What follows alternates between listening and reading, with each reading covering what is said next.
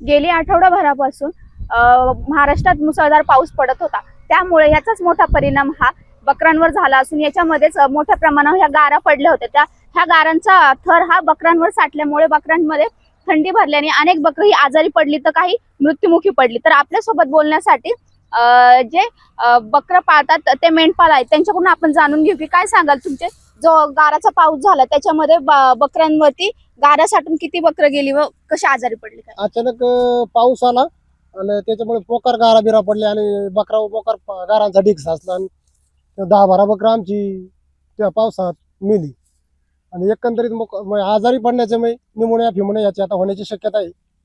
त्याच्यामुळे आम्हाला बहुत आणि चारा पाण्याची सुद्धा आमची परा किंवा लाव होता तो सुद्धा चारा खराब होऊन गेला, त्यामुळे आता बकराची थोडी आमची चाऱ्याची याची टंचाई वाढली।